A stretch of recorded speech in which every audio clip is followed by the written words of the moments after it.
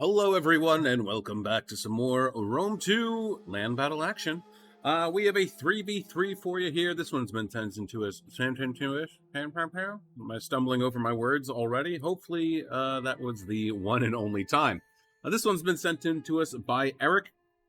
And as always, let's go over the players on the field of battle, quickly go over army comps, and then we'll get right into this super quick 9-minute and 7-second battle. My God. So, over here on the right side of the battlefield, we have Eric playing as Gete, Billy T. Sherm playing as Saba, and Starkiller 556 playing as Pontus.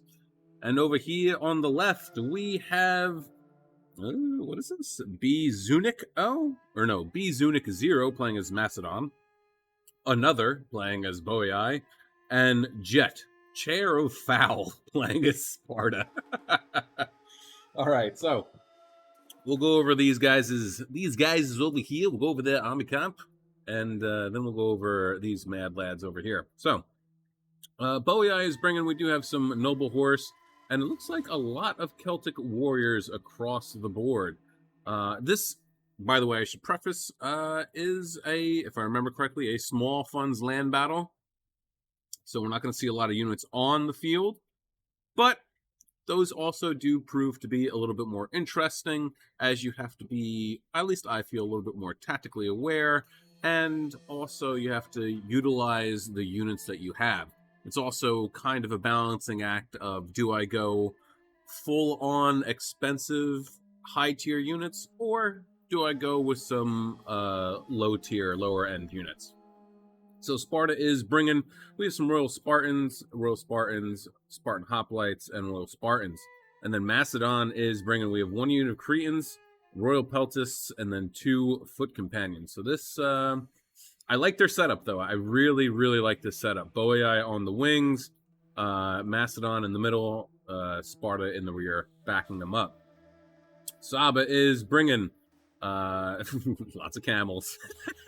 Sabian Camel Cataphracts and Marib Camel Cataphracts. Pontus is bringing, they have some Celtic warriors across the board. We do have some Pontic Royal Cav, and then 4 units of mercenary Scythian horse archers. And then Gete is bringing, get this, 1 unit of noble swords, and then just Volksmen across the board. So this potentially could be very devastating. Remember, Volksmen, Thracian nobles and the like are shock infantry. You want to get them in, get them out, really utilize that charge bonus, that hard-hitting first initial clash, and then pull them out as quickly as possible, because melee defense and armor is just not up to snuff for a prolonged combat. So, let's start. Badoom. By the way, this is also on the map of Cyrene, which is, I think, a little funny, since Cyrene was the last settlement that we visited in our last video replay. So maybe this is perhaps the aftermath, right? We can see Cyrene way off yonder over there in the background, and we could say that the remnants of Saba are here to thwart off would-be attackers, so to speak. Let's go with that. That's the narrative that we're going with, okay? So Pontus has moved up his horse archers, Saba is charging forward, and Sparta is quickly going to reinforce this flank over here, because otherwise these Celtic warriors would not do well against the camels. Saba rightly wheeling away a little bit, but as Sparta is going to reinforce this section over here, it's going to allow the Scythian horse archers to come over here. Not that they would be able to catch up with the Scythian horse archers, but they only have so much ammo, and once it's depleted, they will get charged in, at least I would imagine. We also have the noble horse here, too, that could chase them off. But there's 4 of these guys here, so you could break them up into pairs of 2s, or even a pair of 3 and then 1, and utilize them that way. Luckily for them, though, that these guys over here don't have any other type of archer units besides the Scythian horse archers, so the Foot Companion might actually come in handy quite a bit. The biggest thing, oh, look at this, they're turtling up quite a bit, which honestly, not necessarily a bad idea, Pontus has to be quite careful getting too close, or he will take numerous jabbies to the horse's faces. He's going to go after the general. No, he's going to go after... Yeah, no, he is going to go after the general. Definitely not a bad thing to go for. If you can break down the morale by getting rid of that general unit there, that'll be huge. Guys, don't forget to like, share, subscribe, comment, do all the cool YouTube stuff. Helps out the channel. Of course, I appreciate it as well. And here we go. Falksmen. Look at this. They're just enveloping these guys over here. They got a tough battle ahead of them. Boyai specifically, I should say, because his armor is only 45. I mean, 45 is not a bad armor value to have, but getting peppered down after... What is he? Did he get flaming shot? Really? I don't know if I would do that. Maybe heavy shot, actually, that would be good against the Falksman, because that'd be added damage. But Scythian Horse Archers pulling back, peppering down some of the Royal Spartans over here.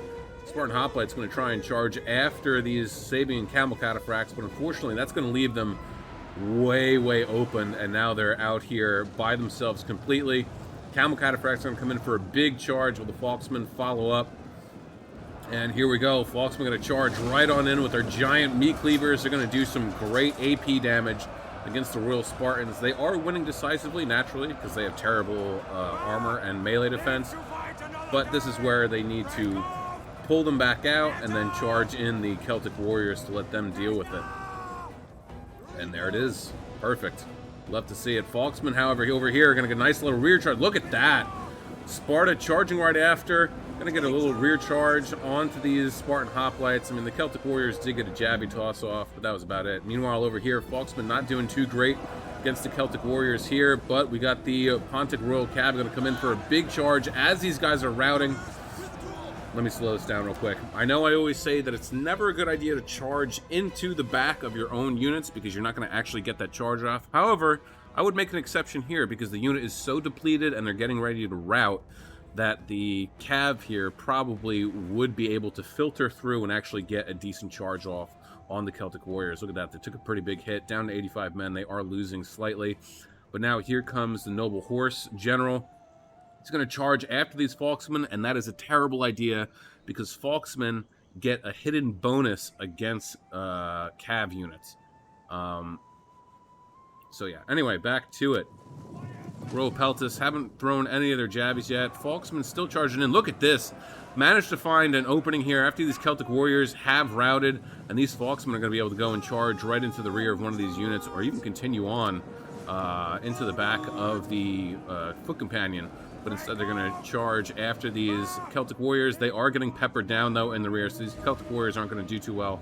Noble Horsemen charging into the rear of this Falksman. Meanwhile, over here, Saba is just doing a number on the Celtic Warriors here. Falksman starting to rout. We do have another unit of Sabian Cataphracts over here ready to charge into the back of these Royal Spartans, I would imagine. All the while, the mercenary Scythian Horse Archers are peppering down anything that they feel free to because they are just... they've been left to their own devices.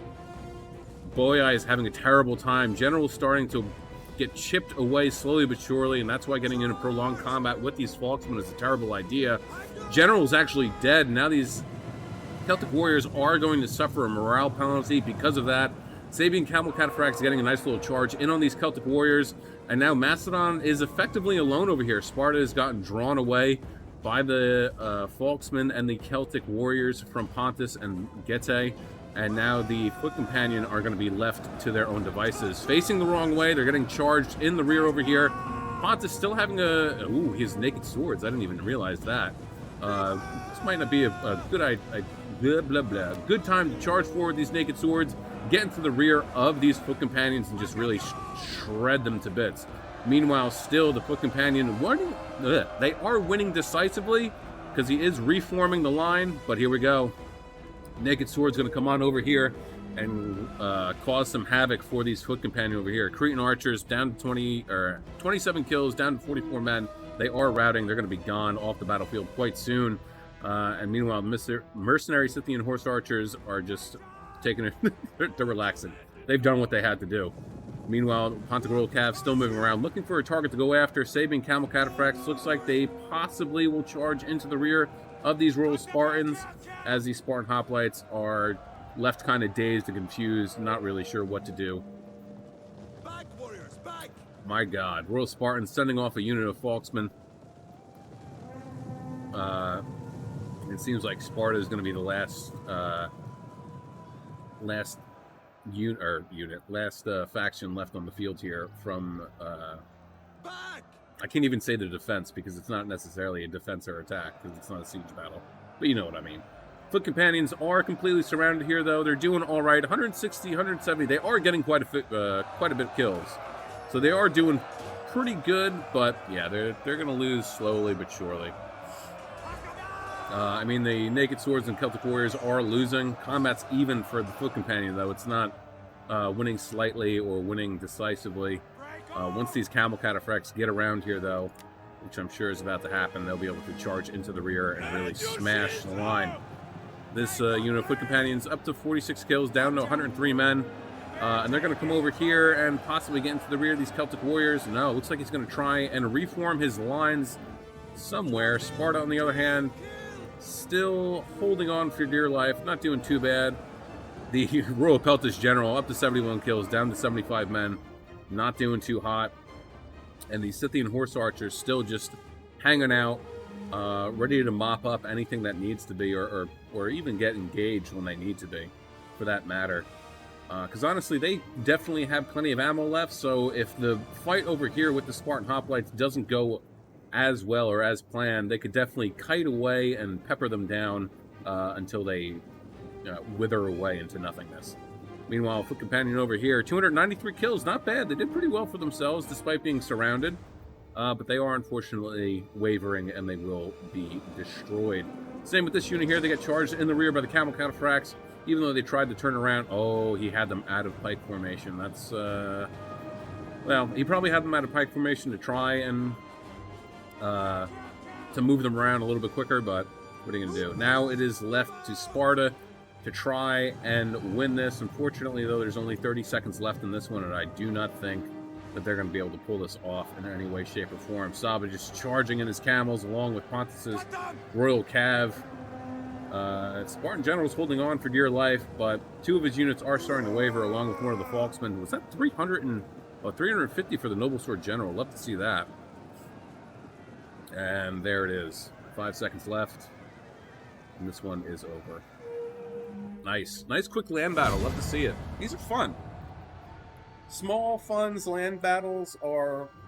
They're quick, they're bloody, they're decisive, and it takes a whole nother level of micro in order to really effectively use your units.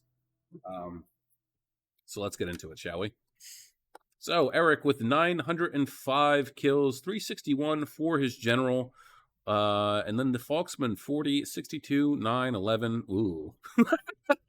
69, 35, 83, 52, 122 for this one, so not bad, and 61. Billy T. Sherm with 646 kills, no surprise there. 184, 70, 148, and 244 with all of his camels.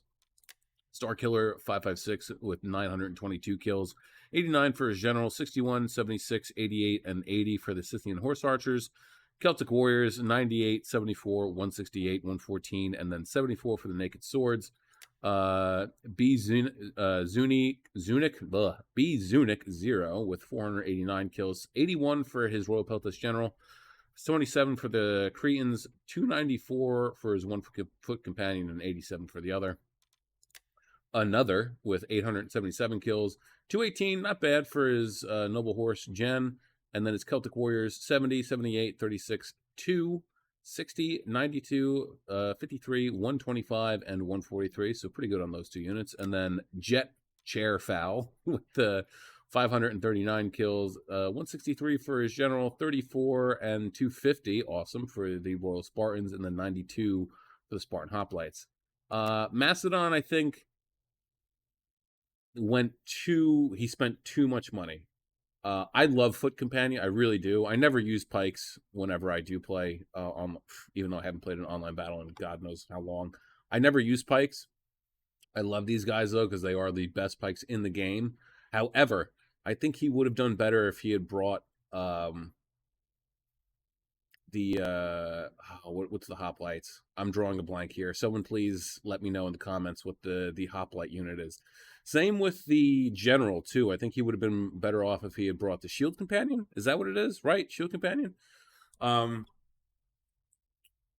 think he would have been better off with the shield companion, general, and also 2 shield companions if he decided to go that route. If he wanted to go with spear units, mostly because pikes are great, but I think pikes are just better for siege battles when you're defending. I don't think anyone should ever bring pikes for siege battles when you're attacking. Not to say that they can't be useful and that they haven't been useful. They certainly have been.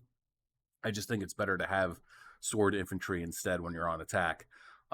In this incident, yeah, I don't.